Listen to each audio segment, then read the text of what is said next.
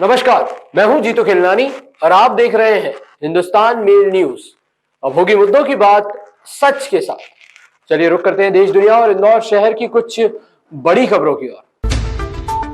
पूरे प्रदेश में कल से विकास यात्रा की शुरुआत हुई है। संत रविदास जयंती पर इस विकास यात्रा को शुरू किया गया है। यह विकास यात्रा आगामी 20 दिन तक जारी रहेगी।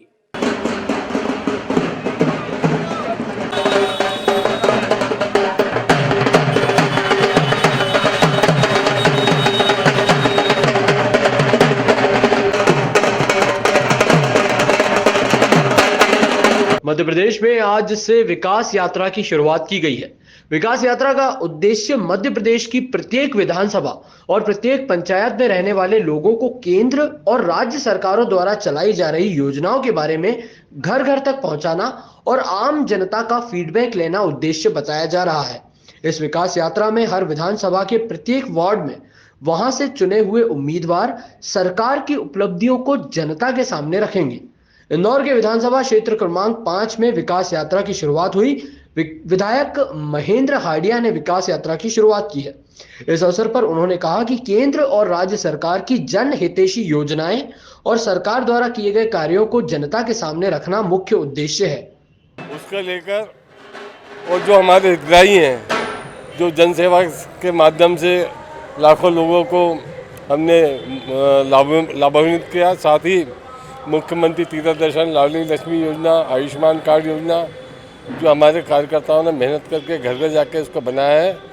आज उन सबसे मिलने का, उनके हालचाल जानने का, उनको इससे क्या फ़ायदा हुआ है, अगर और कोई आदमी व्यक्ति इसमें छूटा, परिवार छूटा है, तो उस परिवार को उसमें जोड़ने का कार्यक्रम इस विकास यात्रा के माध्यम से होगा। आज रविदास जयंती भी है।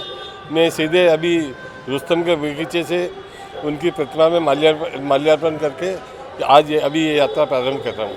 कहाँ से यात्रा प्रारंभ हुई, किधर होती है? ये वल्लभ नगर से होके विभिन्न मार्गों से होते हुई न्यू देवास रोड, गोमा की फेल, मालवा मिल, 91 पंचम की फेल, हरी पलासिया, वाल्मीकि कॉलोनी और वहाँ 56 दुकान पर ख़त्म हो गई। आज यात्रा निकाली गई है, कहाँ से निकाली क्या है? देखिए, हमारी विधानसभा 5 में आज 230 विधानसभा में पूरे मुख्यमंत्री जी के आदेश अनुसार ये विकास यात्रा निकाली जा रही है, जिसका शुभारंभ हम आज वल्लभ नगर से प्रारंभ करते हुए न्यू देवास रोड, दुबे का बगीचा, पंडित जी की चाल, लाल बंगला, मालवा मिल चौराया होते हुए गोमा की फेल, भामी मोहल्ला, पंचम की फेल, उसके बाद में हम समापन वहाँ वाल्मीकि समाज बस्ती के बाद में 56 दुकान पर करेंगे। क्योंकि जन कल्याणकारी हमारी योजनाओं का जितना लाभ अगर 230 विधानसभा में दिया है तो हमारे माननीय विधायक महेंद्र हाडिया जी ने दिया है।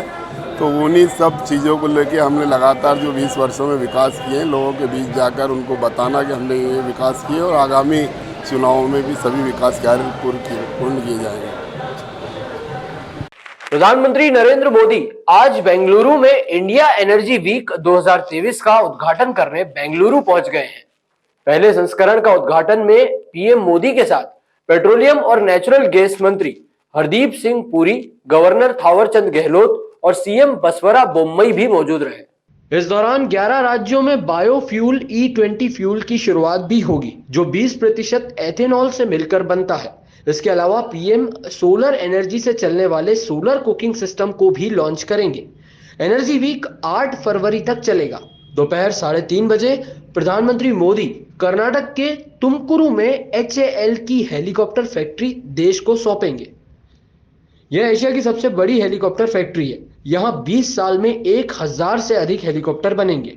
एनर्जी वीक के दौरान पीएम मोदी 20% एथेनॉल मिश्रण वाले E20 फ्लेक्स फ्यूल की शुरुआत करेंगे। इसकी बिक्री आज से 11 राज्यों और केंद्र शासित प्रदेशों में शुरू हो जाएगी। उत्तर प्रदेश के लखनऊ में रविवार को all India Muslim personal law board की कार्यकारिणी की बैठक हुई। इसमें असम से बाल विवाह से जुड़ी गिरफ्तारियों का मामला भी उठा। बोर्ड के सदस्यों ने कहा है कि असम पुलिस को गिरफ्तारियों पर तुरंत रोक लगानी चाहिए।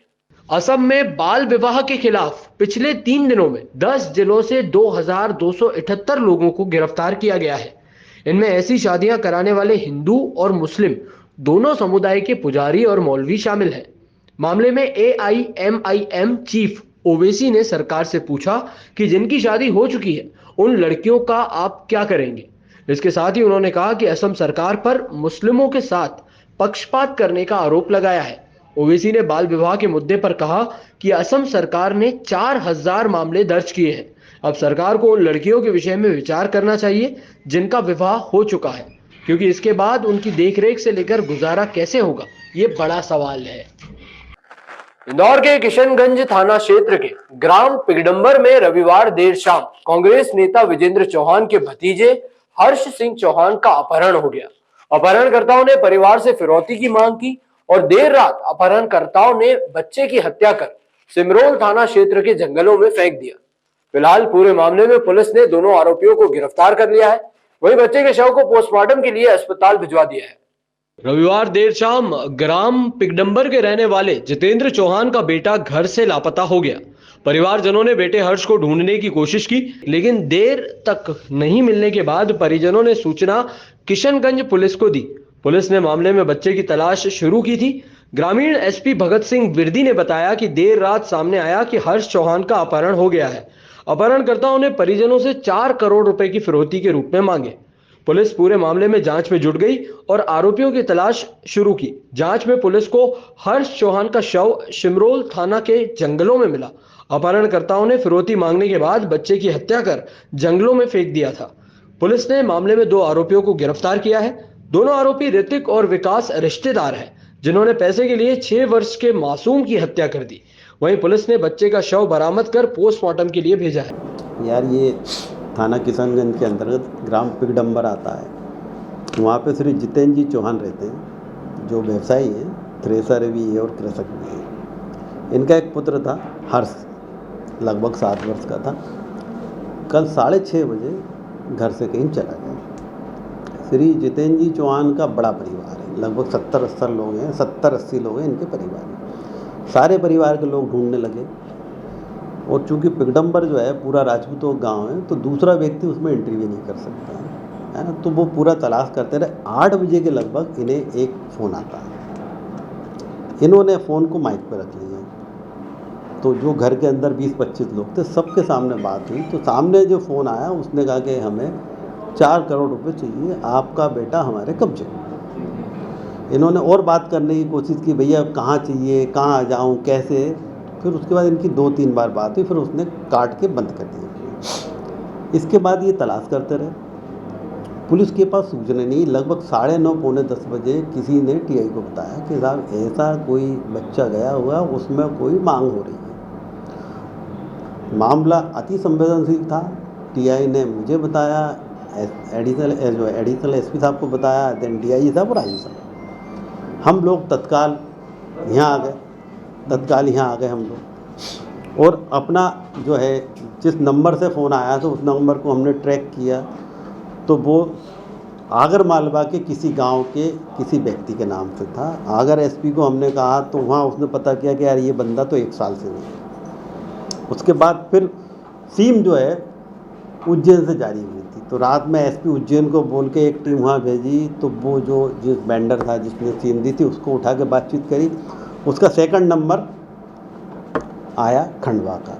इसी बीच हमारी जो टीम थी CCTNS देख रही थी। उस CCTNS में जो बालक था हर्ष, वो एक नीतीश जो इनके पारिवारिक सदस्य था, जितेंद्र जी की बुआ की लड़की का लड़का था, उसके साथ देखा गया।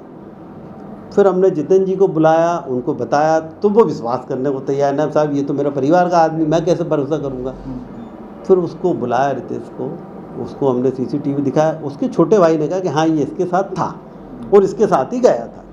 फिर उससे हिकमत अमरी से पूछताछ करी तो उसने ये स्वीकार किया कि मैंने और मेरे चाचा के लड़के विकास पिता अशोक, जो आपका शाजापुर का निवासी है, हम लोगों ने इस लड़के का किडनैप किया और हमने पैसे लेने का प्लान किया। तो चूंकि खेलो इंडिया के तहत इंदौर के अभय प्रशाल में रविवार को कबड्डी स्पर्धा प्रारंभ की गई। मध्य प्रदेश की बालिका कबड्डी टीम ने तेलंगाना की टीम को हराया। वहीं बालिकाओं के समूह A के लीग मैच में हरियाणा ने महाराष्ट्र को हराया। कबड्डी में लड़के और लड़कियों के वर्ग में 8-8 टीमें हैं, जिन्हें 4-4 के ग्रुप में विभाजित किया गया है। लड़कियों के वर्ग में मेजबान मध्य प्रदेश को ग्रुप ए में हरियाणा, तेलंगाना के साथ रखा गया है। लड़कों के वर्ग में भी मध्य प्रदेश को ग्रुप ए में रखा गया है। इसमें राजस्थान, बिहार और महाराष्ट्र की टीमें शामिल हैं। रविवार को दिन के पहले मैच में हरियाणा की लड़कियों ने ग्रुप ए मुकाबले में महाराष्ट्र को 42-25 से हराया। इसके बाद बिहार ने चंडीगढ़ को 59 और 24 से शिकस्त दी। इसी तरह लड़कों के वर्ग में उत्तर प्रदेश ने ग्रुप बी मैच में चंडीगढ़ को 64-26 से हराया। इसके बाद मेजबान मध्य प्रदेश को राजस्थान के हाथों 35-55 से हार मिली। भारतीय रिजर्व बैंक यानी कि आरबीआई की मॉनेटरी पॉलिसी बैठक आज यानी 6 फरवरी से शुरू हो चुकी है, जो 8 फरवरी तक चलेगी। जानकारों के अनुसार आरबीआई की मीटिंग में रेपो रेट में बढ़ोतरी का ऐलान हो सकता है। उम्मीद है कि आरबीआई रेपो रेट में 0.25% तक का इजाफा कर सकता है। फिलहाल रेपो रेट 6.25% है। मॉनेटरी पॉलिसी की बैठक हर 2 महीने में होती है। इस वित्त वर्ष की पहली बैठक अप्रैल में हुई थी। तब आरबीआई ने रेपो रेट को 4% पर स्थिर रखा था, लेकिन आरबीआई ने 2 और 3 मई को इमरजेंसी बैठक बुलाकर रेपो रेट को 0.40% बढ़ाकर 4.40% कर दिया था। 22 मई 2020 के बाद रेपो रेट में यह बदलाव हुआ था।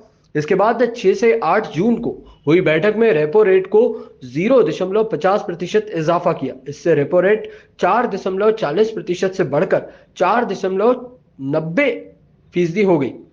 फिर अगस्त में इसे 0.50% बढ़ाया गया, जिससे ये 5.40% पर पहुंच गई। सितंबर में ब्याज दर पर 5.90% हो गई। दिसंबर में ब्याज दर को बढ़ाकर 6.25% कर दिया गया। मिडिल ईस्ट के 4 देश तुर्की, सीरिया, लेबनान और इजराइल सोमवार सुबह भूकंप से हिल गए। सबसे ज्यादा तबाही एपिसेंटर तुर्की और उसके नजदीक सीरिया के इलाकों में देखी जा रही है। तुर्की में अब तक 76 लोगों की जान चली गई है। 440 लोगों के घायल होने की खबर है। वहीं सीरिया में 237 लोग मारे गए और 639 जख्मी हो गए। तुर्की और मिडिल ईस्ट में सोमवार सुबह 2 शक्तिशाली भूकंप के झटके महसूस किए गए। चारों तरफ तबाही का मंजर देखा जा रहा है। मौत का आंकड़ा लगातार तेजी से बढ़ रहा है। अब तक कुल 360 लोगों की मौत की खबर सामने आई है। वहीं 1000 से ज्यादा लोग घायल बताए जा रहे हैं। मारे गए लोगों में ज्यादातर लोग माल्टा और सेंट लुइर्फा के शामिल हैं। तुर्की के अडाना शहर में 17 मंजिला और 14 मंजिला इमारतें ढह गई। राहत और बचाव कार्य तेजी से किया जा रहा है। भूकंप का पहला झटका स्थानीय समय अनुसार सुबह 4:17 पर और इसी के कुछ मिनट बाद भूकंप का दूसरा झटका केंद्रीय तुर्की में महसूस किया गया। तुर्की में आए इस भूकंप की तीव्रता रिएक्टर स्केल पर 7.8 मापी गई है। इसी तरह की और भी खबरों के लिए आप देखते रहिए हिंदुस्तान मेल न्यूज, जिसके लिए आप हमारे चैनल को सब्सक्राइब जरूर कीजिएगा। धन्यवाद।